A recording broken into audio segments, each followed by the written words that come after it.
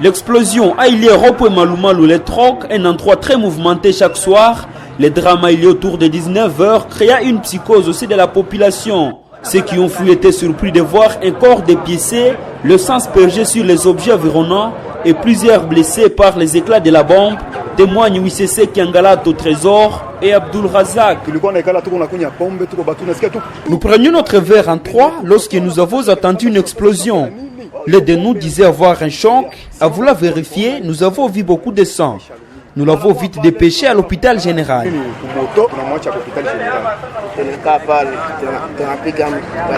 Nous étions en train d'échanger. Nous avons vu quelqu'un sortir vers la cafétéria pour communiquer sur une radio Motorola.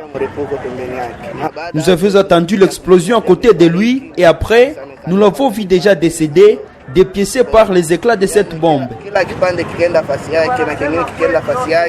Le mort, c'est le porteur même de la bombe. Il a été identifié comme un sujet ougandais, M. Ngoudi Abdallah, disciple du terroriste Amigo.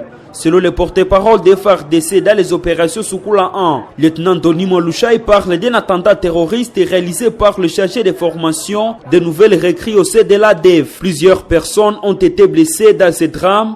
L'hôpital général de référence de Beni affirme avoir accueilli 3 victimes.